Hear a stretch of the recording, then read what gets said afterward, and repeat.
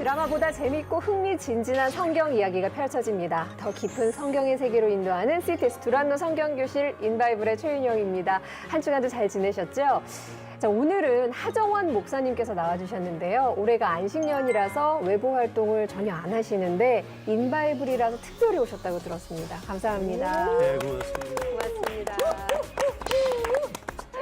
사실 목사님들 부러운 적이 한 번도 없는데 안식년, 안식월 이런 거 할 때는 살짝 부러워요.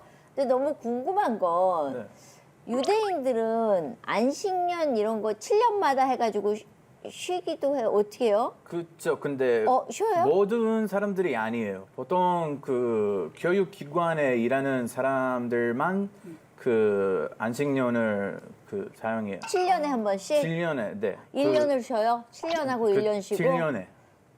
7년에 1년에 쉬어요. 그렇죠. 우와. 그럼 네. 1년 쉴 때 월급 나와요? 잘 모르는데요. 네, 유급 휴가입니다. 1년치가 우리는 쉬면 불안하잖아요. 그러니까. 인바이블과 함께 열심히 성경 공부하면 우리에게도 하나님께서 주시는 꿈 같은 휴가가 주어질 수 있을 거라고 기대를 해보면서 다 함께 성경 속으로 들어가 볼까요? 인바이블!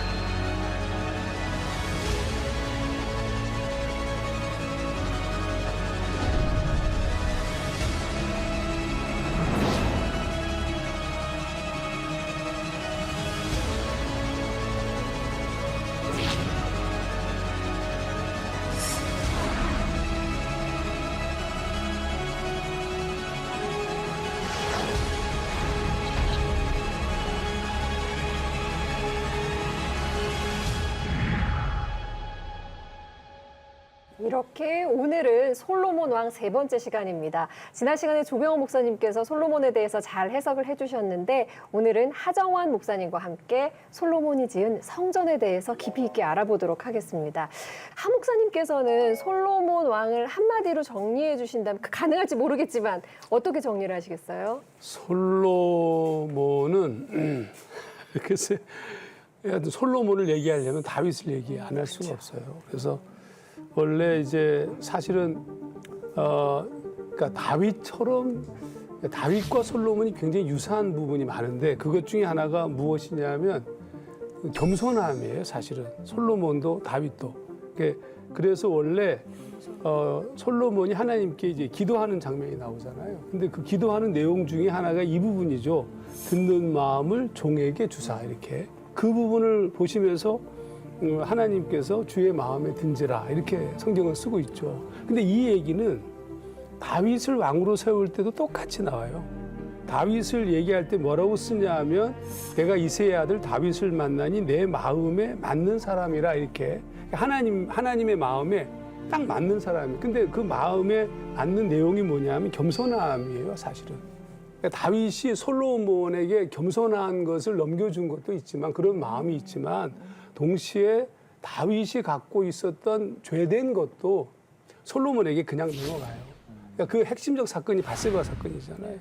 밧세바 사건이 있었는데 사실은 이 밧세바 사건이 있고 난 다음에 그러니까 밧세바 사건을 일으킨 후에 그러니까 밧세바가 잘하는 것처럼 다윗의 37 용사 중에 한 사람이고 또 지금은 전쟁에 나가 있는 상태예요. 근데 그 아내를 이제 소위 말하면 범한 거잖아요. 굉장히 치명적 실수를 범했죠. 근데 이 문제가 이제 나중에 끝까지 이제 다윗의 문제지만 솔로몬에게도 이어진다고 봐야 돼요. 그래서 다윗이 그 죄를 범하고 난 다음에 그 다음에 이제 우리아를 죽게 하고 그리고 그 밧세바가 아이를 가졌다는 사실을 알고 이제 그렇게 우리아를 죽음에 내어놓고 나중에 이제 데리고 오잖아요. 그래서 자기 아내로 삼잖아요. 이게 상당히 좀 문제죠. 근데 이때 나단 선지자가 와서 다윗에게 문제를 지적해, 이 문제 자체를. 근데 그때 다윗에게 얘기했던 나단 선지자의 경고가 상당히 심각합니다. 예를 들면 다윗의 아내들이 백주에 겁탈당할 것이다. 뭐 이런 표현도 써요. 그럼에도 불구하고, 그러니까 이제 사무엘하 12장 11절 정확하게 누구인지도 얘기해요. 그 사람이 내 서들로 더불어 백주에 동침할 것이다. 그 사람이라고 얘기해.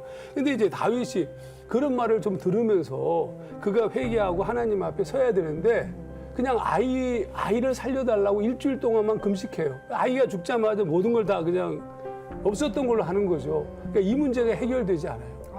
이 문제가 해결되지 않은 상태로 끝난 거예요. 나중에 이제 이게 반복되어집니다. 암몬과 아들 암몬과 그 다음에 압살롬의 누이 다말의 겁탈 사건이 벌어지죠. 계속 누적되어 갑니다. 근데 그 문제를 가지고 다윗이 잘 치리하지 못해요. 암몬을 꾸짖지도 못하고, 그러니까 압살롬이 열받는 거죠. 그러니까 이건 어떤 의미냐면 다윗 자신이 범했던 그 죄에 대한 철저한 회개가 이루어지지 않은 상태였기 때문에 이게 계속 물려가는 거예요, 이게. 저는 왜 그렇게 암론을 꾸짖지를 못했을까? 아버지인데 너무 명백하게 잘못한 건데 그랬는데 자기 지은 죄 때문에 못한 그런 거군요. 것이라고 저는 생각해요. 그러네, 같은 예. 그렇죠. 그 다음에 이제 그럼 압살롬이 암논을 죽이잖아요. 그러면 압살롬을 꾸짖어야 되잖아요. 그쵸. 그렇지 못해요, 또 이게. 그냥 방임해요. 그러니까 저는 이게 나중에 이제 솔로몬까지 이어진다고 봐야 되는데 그 상태에서 큰 아들부터 시작해서 다 죽잖아요. 또 다윗의 말년에는 인구조사를 비롯해서 굉장히 헛발질을 많이 해요. 그 상태로 이제 솔로몬에게 넘어왔기 때문에 솔로몬이 그렇게 나중에 겸손한, 원래 성품이 좋은 사람이지만 이게 나중에 망가지는 측면은 다윗도 그렇고 솔로몬도 그렇지만 왕권을 갖고 절대적 권력을 가졌을 때 타락의 길로 들어설 수 있는 가능성이 거기 숨어 있다는 뜻이에요. 그러니까 철저하게 다윗이 회개하고 자기 잘못에 대해서 뉘우치고 그랬으면 이게 문제가 이렇게 퍼지지 않았을 것이고 솔로몬도 마지막까지 좋은 왕으로 남았을 확률이 상당히 높다고 저는 뭐 목회적 관점에서 해석이니까. 예. 근데 왜 아버지가 말을 안 한 걸까요? 못 한 건가요? 말 안 했어요. 왜 그랬을까? 요압이 짚고 넘어가야지. 아들이면은 우리가 10자식이 있어도 잘못하는 게 있으면 앉혀놓고 얘기하는 게 아버지의 역할이잖아요. 밧세바 밧세바 사건이 때문에? 밧세바 사건이 예. 우리아도 자기가 그렇게 죽여버렸으니까 암논을 살해한 압살롬도 확실하게 꾸짖지도 못하고 그 죄라는 게. 그래서 압살롬을 그냥 방임해요. 그래서 이제 변방에 가서 사니까 요압이 아니 그냥 데려가야 내버려 되잖아. 두면 어떡합니까? 데려왔어요. 왔는데 2년 동안 또 보지도 않아요. 보지도 않잖아. 진짜 죄라는 게 너무 무서워요. 교수님. 결국 이제 왕자들의 난이라고 표현하죠. 그렇죠. 네. 그러니까 사울 아들이 이어받았는데 다윗이 그 세력을 물리치고 왕이 됐고, 그럼 다윗이 자기 가문에서 왕조로 하면은 아들이 왕위를 이어받아야 되는데 아들들이 너무 많고, 결국은 솔로몬 같은 경우에는 어머니 덕분에 왕이 됐다고 생각하고요. 아도니아에게 선수를 빼앗겼음에도 불구하고 마지막 그 병상에 있는 다윗에게 가서 강력하게 솔로몬이 왕이 돼야 된다. 그 솔로몬하고 다윗에 대해서 이스라엘 백성들은 되게 이렇게 그 뭐라고 표현을 해야 되지? 약간 섬기는, 정말 존경하는 인물로 얘기하잖아요. 그쵸, 그쵸. 네, 근데 이런 걸 보면은 잘못 배웠다 생각 안 들어요? 그렇죠. 이 두 인물이 엄청 중요한 네. 사람인데 네. 아직 인간이에요. 그래서 잘못이 있을 수 당연히 있다? 있어요. 그렇죠. 하나님 아니죠. 그냥 네, 왕이죠. 네. 그래서 우리는 예를 들어 그 다윗의 죄에 대해 배워봤을 때 우리는 그 이 죄는 솔로몬으로 넘어가는 죄 아니라 배웠어요. 원래는 배워봤을 때 그 깁사다가시 이야기 나와요. 깁사다가시는 그 뜻은 그 가난한 사람의 양. 이 이야기는 그 한 사람은 가난한 사람 그리고 다른 사람이 부자 사람이에요. 그 가난한 사람 양 하나만 있어요. 근데 그 부자 사람이 그 양을 훔쳤어요. 그렇죠. 그래서 그 이야기를 그 다윗이 들어봤을 때 아, 이 부자 사람이 엄청 나쁜 사람이니까 그 양이 내 마리로 그 가난한 사람에게 줘야 된다고 말했어요. 근데 솔직히 잘 생각해보면 이 부자 사람이 누군데요? 다윗이에요. 그렇죠. 그쵸? 네. 그 우리야 이야기 바세바 사건에는 그래서 하나님도 그 다윗의 말씀처럼 하나님도 그 형벌 4개로 받았어요. 우리는 그랬나요? 이렇게 4개예요? 배워요. 그 첫 번째는 바세바의 그 아이 아들. 죽었어요. 예. 그리고 두 번째는 그 타말과 그 암논 사건이었어요. 강간. 세 개는 그 압살롬은 암논을 죽였어요. 네. 그리고 네 번째는 그 압살롬의 반란하고 그 죽음은 네였어요. 그렇게 그래서 하는구나. 우리는 이렇게 4개로 네, 형벌에 대해 배웠어요. 네. 그런 시각이 그것도 또 그렇게 딱 맞아 있었네. 떨어지네요, 진짜. 네. 솔로몬도 죄로부터 자유롭지는 않았습니다. 우상 숭배하는 여러 명의 이방인 아내들을 맞이한 죄. 이거 외에 또 솔로몬한테 어떤 죄들이 있나요? 뭐 솔로몬은 사실 이제 하나님을 원래 다윗처럼 예, 성품이 좋아요, 사실은. 아 그래요? 그 하나님을 사랑하고 아니 아까 지금 그 하나님께 기도할 때 듣는 귀를 달라고 하는 부분부터 시작해서 자기 모습에 대한 것을 정확하게 이해하고 있었어요. 열왕기상 3장 3절 말씀 보면 솔로몬이 여호와를 사랑하고 그의 아버지 다윗의 법도를 행하였다 이렇게 썼어요. 근데 이제 문제가 뭐냐면 솔로몬의 문제는 틈이 보이는데 그게 산당에서 제사를 드려요. 그 말씀의 끝자락에 산당에서 다윗의 법도를 행하였으나 산당에서 제사하며 분향하더라 이렇게 썼어요. 그러니까 하나님을 사랑하긴 하지만 하나님의 법도를 따라 살기를 원한 것도 있어요. 그런데 산당에서 제사를 드렸죠. 그렇죠. 그러니까 근데 이제 그러면 하나님께서 산당에서 드리는 제사를 받으셨느냐? 받으셨어요. 제가 이게 말씀을 읽으면서 이유가 깨닫게 해주는 것 중에 하나가 하나님은 산당이든 어디든 별로 신경 안 써요. 아니 그게 중요해요? 그러면 성전 짓는 것도 그냥 하지 마라 그랬어야 되는 거 아니에요? 그걸 점점 좀 복잡해지. 이따 얘기할게요. 얘기해. 점점 복잡해지네요. 예. 근데 이제 문제는 내가 예배자가 어디서 예배 드리냐는 중요하지 않아요. 사실은 예배자가 중요하죠. 그러니까 장소가 우리는 장소를 거룩하게 여기는데 오히려 예배자가 더 중요한 거죠. 이게 그러니까 하나님 앞에 그렇다고 할지라도 형식이나 장소나 성전이 중요하지 않은 건 아니죠. 왜 그러냐면 우리의 마음이라든지 예배자가 언제나 온전해질 수가 없기 때문에 환경에 의해서 지배를 당하는 측면이 좀 있거든요. 그래서 하나님께서는 가나안 땅에 들어가기 전에 이스라엘 백성들에게 매우 중요하게 내린 명령 중에 하나가 산당 회파입니다.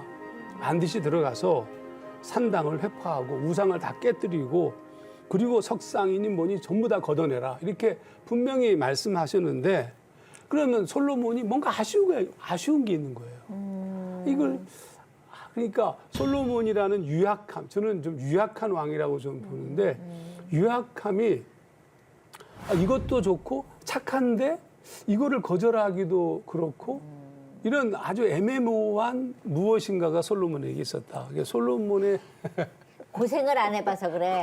네, 솔로몬이 고생을 했었어야 돼. 날 때부터 다이아몬드 수저라서. 그러니까 바깥에 좀 내보내서 이 서민들 사는 것도 좀 경험하고 안식년 갖고 며칠 나가 있었어야 되는데 그걸 안 했네요.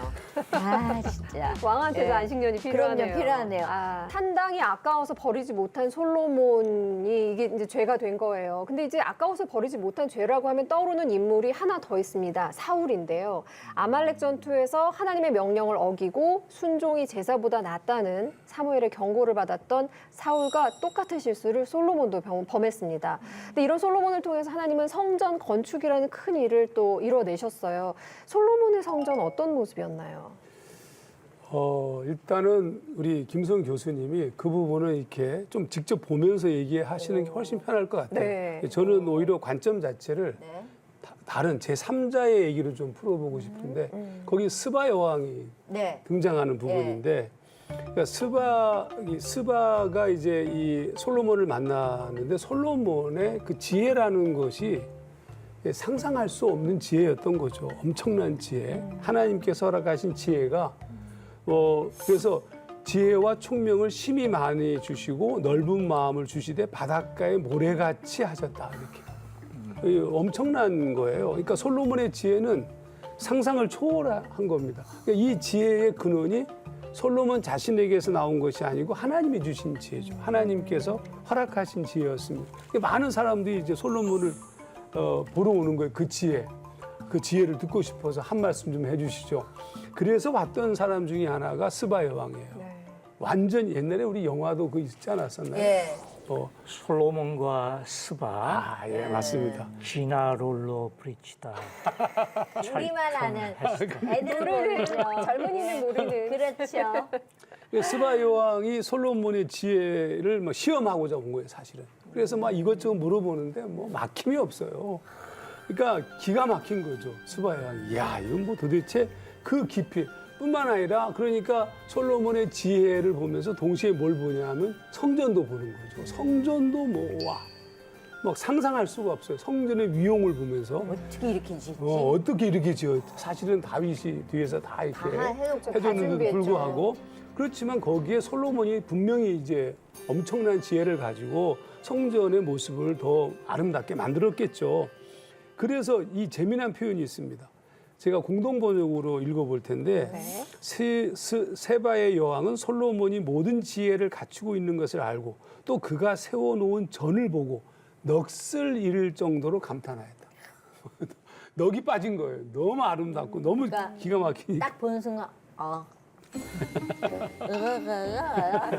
이 수영원이 된 거야. 뭐 이런 거죠. 예, 그렇죠. 그러니까 거기서 이제 스바 여왕이 네. 그거 똑똑한 사람이었으면 틀림이 없잖아요. 그쵸. 그 상황에서 무엇을 보냐 하면 도대체 그러면 이 솔로몬의 뒤에 누가 있는 것인가 이걸 본 거죠. 그분이 하나님이신 것을 알아요. 그래서 스바가 이렇게 고백합니다. 열왕기상 10장 8절부터 9절. 복되도다 당신의 사람들이요. 복되도다 당신의 이 신하들이요. 항상 당신 앞에 서서 당신의 지혜를 들음이로다. 당신의 하나님 여호와를 송축할지로다. 여호와께서 당신을 기뻐하사 이렇게. 그러니까 하나님을 찬양하는 거. 그러면 거기 신하들 보면서 야 너희들은 너무 부럽겠다. 맨날 이런 지혜로운 말을 듣지 않니? 그러면서 하나님을 높이는 거예요. 저는 이 장면을 굉장히 중요하게 좀 보는데 사실 이게 이상적 전도 사역이거든요. 이거 전도 축제인데요? 그렇죠. 이거 우리가 이 세상에서 제가 우리 청년들 보고 늘 얘기하는 것이 이 땅 위에서 모든 부분에 최선을 다하며 멋있고 근사한 크리스찬이 돼야 된다. 그게 전도다. 나가서 뭐 예수 천당 불신적보다 너의 존재 삶이 그리스도를 냄새를 풍기도록 해야 된다. 이게 굉장히 중요한 부분입니다. 솔로몬의 아름다운 지혜와 그의 모습을 바라보면서 스바가 하나님을 찬양한 것처럼 오늘 우리 시대에도 정말 가끔 가다가 크리스찬들과 교회가 욕을 먹는 거 보면은 이거는 너무 마음이 아파요. 좀 돌아봐야 되는 부분이 아닌가 이렇게 생각합니다. 스바 여왕의 방문은 역사 속에서도 많이 볼 수가 있다면서요, 자료를. 스바가 어디냐는 거죠. 우선 여왕의 이름이 아니고요. 나라 이름, 지역 네. 이름입니다. 오늘날 사우디아라비아 반도 남쪽의 그 예멘, 또 홍해 건너편 소말리아, 황금이 많이 나는 곳이고 특별히 예멘 오만 지역 같은 경우에는 향품, 구체적으로 유향, 모략이거든요. 그래서 스바 여왕이 솔로몬의 지혜를 보고 찾아왔고 또 솔로몬의 건축에 대해서 감탄하고 하지만 그 배후에는 무역 관계이지 않은가. 그들이 아무리 좋은 향품을 생산해도 이 판로를 개척해야 되는데 이집트로 가거나 혹은 지중해 건너서 그쪽 나라들로 가기 위해서는 이스라엘을 통과할 필요가 있어서 솔로몬과 함께 국제무역 프로젝트를 의논하기 위해서 오지 않았을까.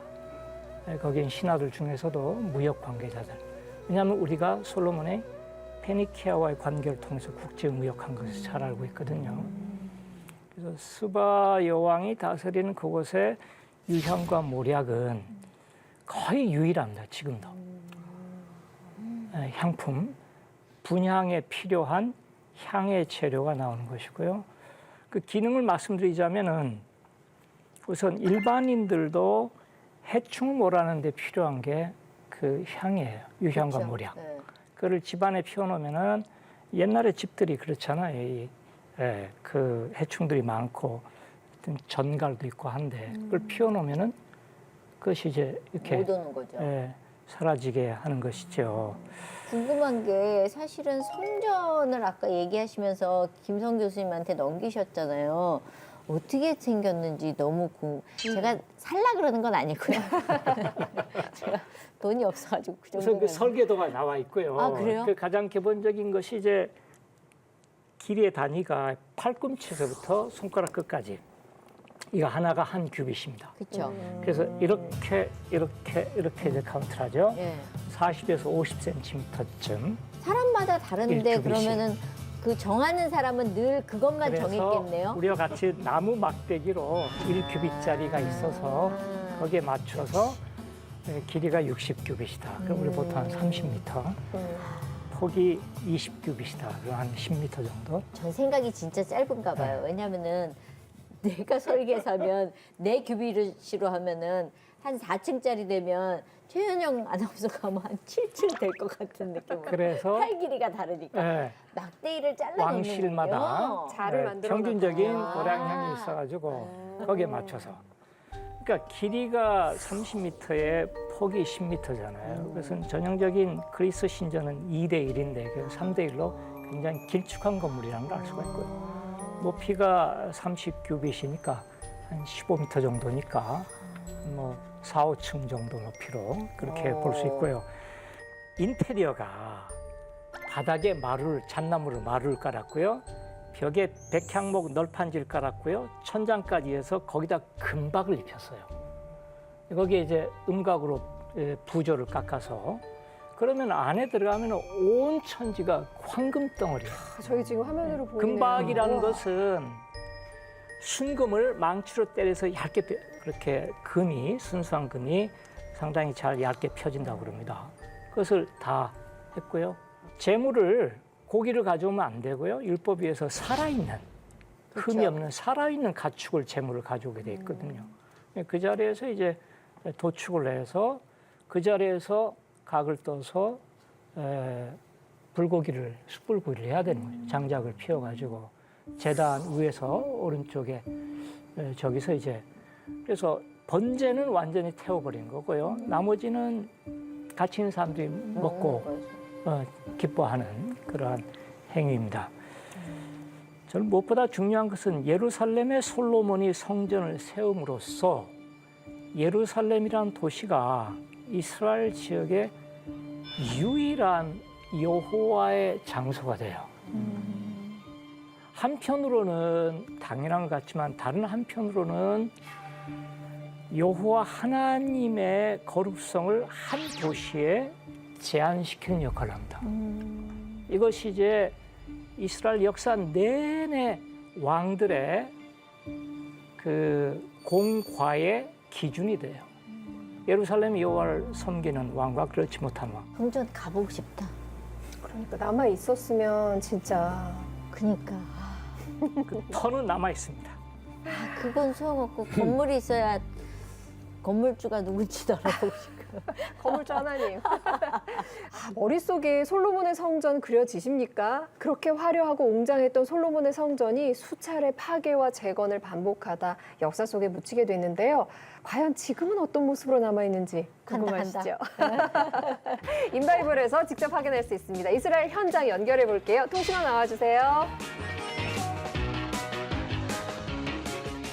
네, 안녕하세요. 인바이블 통신원 박지영입니다. 오늘은 예전에 성전이 세워져 있었던 자리인 성전산에 올라가 보려고 오늘 제가 예루살렘 올드시티 여기 동게이트 앞에 찾아왔어요. 여기가 성전산에 올라갈 수 있도록 외국인에게 허락된 유일한 출입구랑 가장 가까운 게이트거든요. 그러면 같이 한번 들어가 보실까요? 지금 저희가 촬영하고 있는 때가 이스라엘 절기거든요.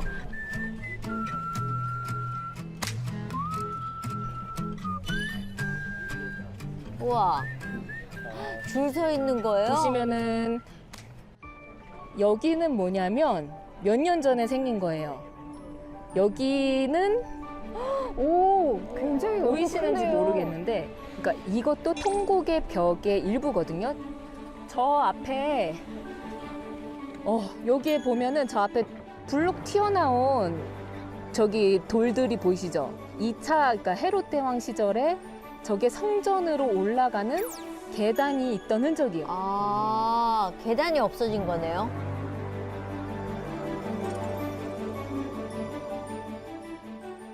나무 계단 끝에 보면은 저기 안내판 혹시 보이실지 모르겠는데 저기에 바로 옆에 서 있는 돌이 있어요.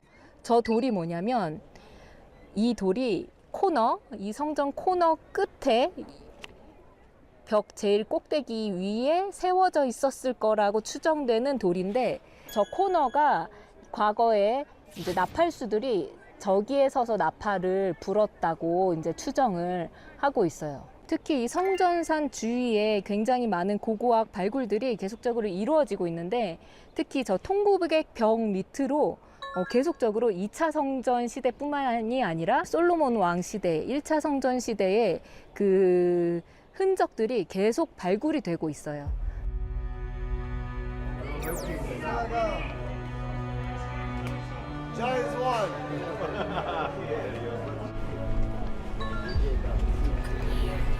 아, 유대인들만 신발을 벗고 들어가나 보다.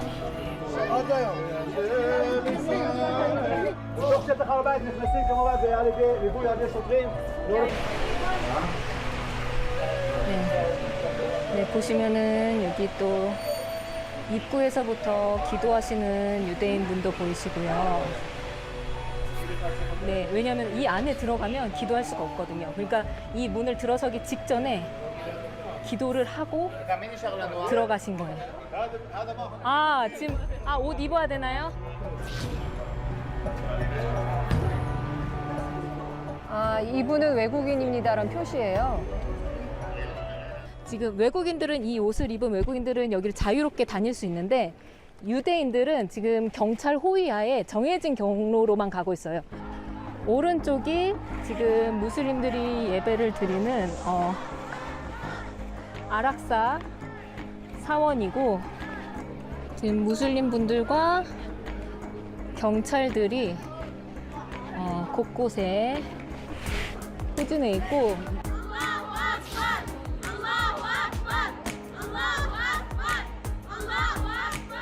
보통 유대인들이 가는 곳은 정해져 있거든요. 동문이에요. 저기 그 메시아가 유대인들이 동쪽으로 볼 수 있는 동문을 곳은 통해서 이제 정해져 있는 온다고 거네요. 믿고 있기 들어가셔도. 때문에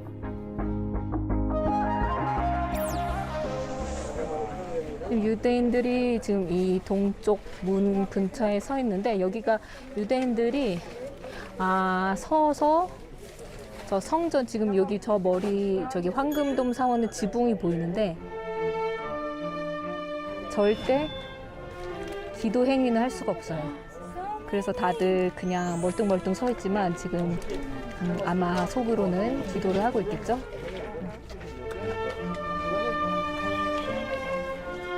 자, 지금 이 오른쪽으로 보이는 게 동문이에요. 이 동문을 지금 이슬람이 과거에 막아버리고 지금은 사원으로 쓰고 있죠, 여기도. 이슬람 사원으로요. 와. 저 황금돔 사원이 있는 위치가 그 성전이 세워졌던 위치일 것이다라고 열심히 기도하고 계시는 무슬림 분들이 보이고요. 여기도 있고, 일로 들어갈 수는 있는데 Yeah, okay. Can you go inside here? Through here? But only for you. Only for Muslim. 네, 오늘 이렇게 과거에 성전이 세워져 있었던 자리인 성전산에 올라와 봤는데 이곳은 올라올 때마다 만감이 교차하는 것 같아요. 과거에는 하나님의 영광이 가득했던 곳이었지만 지금은 또 수많은 갈등과 또 분쟁이 남아있는 것을 보면서 좀 안타까운 마음이 듭니다. 네, 저는 다음에 또 찾아뵐게요. 샬롬. 예전 성전이 서 있던 자리에 이제 무슬림 성전이 들어서서 유대인들이 들어갈 수 없다. 너무 안타까운데 하임도 혹시 저곳을 방문해 봤어요? 성전 터에 성전 산? 없어요. 네, 저기는 접근이 좀 어려워요. 어렵죠. 네. 우리도 마음이 이런데 어때요 보니까 어떤지 되게 슬퍼요. 왜냐면 성전사는 우리한테 엄청 중요해요. 거기는 그 우리 첫 번째, 두 번째도 그 성전이 위치였어요. 우리는 그 규칙 몇 개 있어요. 몇 예를 개 들어 몸을 씻어야 돼요. 씻어요? 네. 그리고 그 가죽 신발을 신으면 안 돼요? 네, 그렇죠. 그리고 그냥 일반적으로 좀 깨끗한 외모 가죽이 대로 그러니까 들어가면 돼요. 단정하게 하고 그쵸. 들어가야 되는군요. 그렇죠. 그리고 여자들은 보통 그냥 반바지 예? 아니면 뭐 그런 거 이걸로 들어가면 안 돼요. 그럼 항상 긴 드레스 뭐 이런 거? 그렇죠. 네. 여자들은이라 하면 남자는 그렇게 하고 남자들은 보통 남자들도 그렇죠. 남자들도 그 긴 팔로 들어가야 돼요. 자, 성전산이 왜 저렇게 복잡하게 됐는가? 그러니까. 자, 첫 번째는 다윗이 점령하기 이전에 가나안 사람 여부스 사람의 땅이었어요. 즉 그곳에 여부스 사람의 타작마당 아라우나가 우리 여부스의 왕이라고 여겨지는데 그걸 이제 다윗이 돈을 주고 사잖아요. 타작마당에서 제사를 드리고 가나안 사람들의 제단이 있는 곳에 다윗이 제사를 지내고 솔로몬이 성전을 만들고 기독교인들이 거룩한 장소 십자군 시대 때 거기를 이제 기념교회로 만들었고요. 그리고 나서 이슬람 사원 오늘날까지 이루어지죠. 그 안에 들어가면은 헤롯 성전 자리, 솔로몬 성전 자리의 바위 바닥이 안에 보존된 걸 알 수가 있습니다. 그러니까 하나님이 성전을 짓게 허락하신 것은 사실은 하나님께서 스스로 제한된 공간으로 찾아오셨다는 것을 의미해요. 하나님의 자유함의 입장에서 보자면 무소부재하신 분이신데 하나님이 우리를 만나기 위해서 당신을 제한하신 거죠. 그러니까 이스라엘 백성이 광야로 나와서 이제 소위 성막을 지을 때 하나님이 무슨 말씀을 하시냐면 너희가 대대로 여호와 회막문에서 늘 드릴 번제라 이렇게 말씀하시면서 출애굽기 29장 42절에 내가 거기서 너희와 만나고 네게 말하리라. 그러니까 회막이라는 것이 미팅룸이거든요. 우리와 만나기 위해서 하나님이 찾아오시는 겁니다. 근데 하나님께서 인간이 지으신 성전에 계시겠다는 것은 스스로 자신을 제한하시겠다는 거예요. 이 사실을 솔로몬이 알아요, 나중에. 그래서 뭐라고 얘기하냐면 열왕기상 8장 27절에 하나님이 참으로 땅에 거하시리까 하늘과 하늘들의 하늘이라도 주를 용납하지 못하겠거든 하물며 내가 건축한 이 성전이오리까 이렇게 하나님께서 그러면 하나님이 왜 성전을 만들게 하셨는가요? 이게 굉장히 중요한 부분인데 사실 답부터 얘기하면 기도예요. 기도가 성전의 목적입니다. 그래서 열왕기상 8장 30절에 주의 종과 주의 백성 이스라엘이 이곳을 향하여 기도할 때 주는 그 간구함을 들으시고 주께서 계신 곳, 그러니까 주님께서는 성전에 계신 게 아니에요. 하늘에 계시죠. 주께서 계신 곳 하늘에서 들으시사 사하여 주옵소서. 그래서 성전이라는 것은 꼭 성전에 가서 기도해야만 되는 게 아니에요. 열왕기상 8장 31절부터 50 몇 절까지 굉장히 긴 부분에 뭐 전쟁이 나고 무슨 기근이 나고 또 뭐 전염병에 걸리고 등등 하면 성전을 못 가잖아요. 그러면 성전을 향해서 기도하는 거예요. 그게 이제 다니엘이 성전을 향하여서 예루살렘 성전을 향해서 문을 열어놓고 하루에 3번.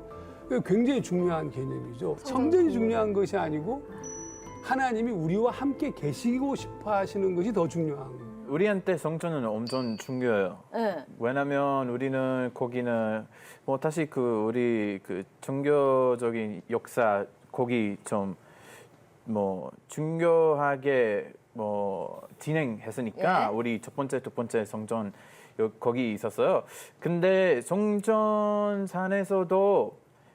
하나님의 선택한 집이 있어요. 우리는 그런 믿음이 있어요. 왜냐하면 히브리어로 성전산 뭐 번역하면 하하바이트 나와요. 하하바이트 그냥 집의 산, 집의 산, 네, 번역해요. 그래서 우리도 성전에 대해 생각하면 당연히 거기만 하나님 있는지 아니에요. 근데 하나님은 신앙 아니면 스피릿에 거기 있는지 선택했어요. 그런 믿음이 있어요. 그래서 우리한테 성전하고 더 디테일하게 성전사는 엄청 중요한다고 생각해요. 왕을 원했던 이스라엘 백성에게 사울이라는 왕을 세우셨던 것처럼 성전을 짓기 원했던 다윗의 소원을 그 아들 솔로몬을 통해서 이루게 하셨습니다. 하나님께서 성전을 원하셨던 건 아니지만 그 성전을 기쁘게 받으셨어요. 이 부분에 대해서도 목사님 생각 좀 듣고 싶어요. 성전, 아까 제가 계속 이제 반복해서 얘기한 성전의 개념은 사실은 거기 이제 기도라는 부분을 빼면 사실 별로 의미가 없다고 봐도 틀리진 않습니다. 그래서 열왕기상 8장 30절 말씀 보면 솔로몬이 이렇게 기도하죠. 주의 종과 주의 백성 이스라엘이 이곳을 향하여 기도할 때 주는 그 간구함을 들으시되 이렇게. 그러니까 성전은 우리가 하나님을 만날 수 있고 또 하나님께 기도할 수 있는 그런 거룩한 곳이죠. 그런데 여기서 중요한 게 있어요. 중요한 게 뭐냐면 회개예요, 회개. 그러니까 성전의 제사장이 매일 속죄제를 드리고 소위 준비하는 것은 무엇이냐면 회개 없이 하나님 앞에 나가는 방법이 없어요. 하나님이 우리를 만나고 싶어 해서 우리 가운데 오시지만 우리가 만나려면 우리의 죄의 문제를 해결해야 돼요. 이게 제사장의 의미이고 또 우리의 속죄제를 드리는 매우 중요한 부분입니다. 그러니까 우리가 지금 이 솔로몬이 기도할 때도 그 얘기를 한 거예요, 지금. 하나님께 기도하기 전에 뭐가 필요하냐? 먼저 회개해야 돼요. 죄를 떠나야 돼요. 그래서 그럴 때 하나님께서 우리의 기도를 들으신다는 거죠. 이게 중요한 부분입니다. 8장 35절, 36절에 만일 그들이 주께 범죄함으로 말미암아 하늘이 닫히고 비가 없어서 주께 벌을 받을 때 이곳을 향하여 기도하며 주의 이름을 찬양하고 그들의 죄에서 떠나거든 주는 하늘에서 들으사 이렇게. 그러니까 입술의 회개가 아니라 죄를 인정하고 떠나는 것이 기도의 중요한 내용이었습니다. 성전을 향하여서 내 죄를 깨닫고 죄를 회개하고 하나님 앞에 기도할 때 하나님은 들으시는 겁니다. 그러면 왜 성전이 필요할까? 어디서나 기도할 수 있는데 그렇죠. 오늘 우리 기독교적 관점에서 보자면 왜 그 성전이 필요하냐면 과연 우리가 비참해지고 우리가 죄에 노출되었을 때 과연 기도할 수 있을까? 그러니까 내가 지금 어딘가에 있는데 기도할 수 있는 힘이 없어요. 하나님이 성전에 계시다라고 하는 메시지는 무엇이냐면 그리고 우리가 내 죄를 깨닫고 기도하면 하나님이 들으신다고 하는 정확한 어떤 방향성이나 목표가 보이는 거죠. 그래서 성전은 그런 의미에서 내가 몸을 성전을 향해 돌리는 순간 하나님이 내 기도를 들으시고 임재하신다고 하는 하나님의 현존 앞에 선다는 것을 확인시켜주는. 그러니까 그거는 하나님께서 보고 이제 네가 나를 향해서 기도하는구나. 하나님이 인정하시는 것이 아니라 하나님은 어디서나 기도해도 들으세요. 우리를 위한 하나님의 배려시죠. 근데 더 중요한 게 또 있어요, 사실은. 하나님께서 하신 말씀 중에 이 말씀이 있거든요. 솔로몬이 이렇게 기도합니다. 8장 38절에 한 사람이나 혹 주의 온 백성 이스라엘이 다 각각 자기의 마음에 재앙을 깨닫고 이 성전을 향하여 손을 펴고 무슨 기도나 무슨 간구를 하거든. 여기서 중요한 부분이 한 사람이나 혹 주의 온 백성 이스라엘이에요. 그러니까 저는 이 부분이 한 사람에 좀 강조점을 두고 싶어요. 그러니까 이스라엘 예루살렘을 향하여서 한 사람 다니엘이 기도한 한 사람이라도 하나님은 그 기도에 기도를 들으시고 응답하신다. 그러니까 성전이 굉장히 중요하지만 성전보다 더 중요한 것은 기도하는 자. 그러니까 하나님이 우리 가운데 우리의 기도를 들으시고 임재하신다는 것을 성전을 통하여서 우리에게 배려하시고 확신하신 것이고 한 사람이라도 그런 마음을 가지고 하나님을 향하는 그 기도를 내가 듣는다. 그래서 오늘 사실 오늘 우리에게는 그런 의미에서 성전이 중요하죠. 그렇습니다. 우리가 성전의 의미를 다시 한번 지금 우리에게 주는 아주 중요한 메시지이기도 한 것 같아요. 기도하지 않는 성전은 성전으로서의 의미가 없는, 다윗으로부터 내려오는 죄, 동전의 양면 같은 솔로몬 성전의 명암에 대해서 쭉 살펴봤습니다. 솔로몬이라는 성경 인물을 또 깊이 들여다볼 수 있어서 뜻깊은 시간이었는데 어떠셨어요? 저는 되게 우리가 솔로몬의 업적과 이런 것들을 많이 얘기를 했었잖아요. 네. 그런데 정작 우리가 들여다봐야 되는 것들을 오늘 들여다본 것 같아요. 그러니까 어쩌면 솔로몬이 처음에 첫 마음을 가졌던 하나님께로 향했던 마음들이 이를 버리면서 변질되고 변색되어져서 그 나머지 일들이 생긴 게 아닌가라는 고민을 하게 됐어요. 네. 하임은 어떠셨어요? 저는 솔로몬에 대해 이만큼 깊게 생각하는 기회가 별로 없었어요. 네, 맞아요. 오랜만에 이만큼 깊게 생각하지 않았어요. 그래서 인바이블 덕분에 제가 그런 기회를 찾아서 좀 고맙게 생각해요. 네. 왜냐면 한국에서는 우리 성경에 대해 좀 이야기 나누는 기회가 별로 없어요. 없죠. 그래서 네, 행복해요. 교수님은 아마 그 예루살렘 성전 직접 가서 다 보시고 다 하셨을 것 같아요. 성전에 대해서도 얼마나 많이 그러니까. 생각하셨을까 싶은데 오늘 마무리 말씀 좀 부탁드릴게요. 네, 저는 역설적으로 만일 네. 솔로몬이 성전을 만들지 않았더라면 예루살렘도 없었을 것이다. 어디로 넘어갔을까? 세겜으로 넘어갔을 것이다. 이스라엘 땅에서 가장 전통적인 종교적 중심지가 세겜이었거든요. 그게 이제 우리 앞으로 어떤 일이 벌어질지 예고편이 되죠. 솔로몬 왕의 이야기는 계속됩니다. 자, 하정원 목사님께서 들려주시는 솔로몬 왕의 숨겨진 또 다른 이야기들 기대 많이 해주시고요. 오늘은 여기서 인사드리도록 하겠습니다. 함께해 주셔서 고맙습니다. 감사합니다. 수고하셨습니다. 고생하셨습니다.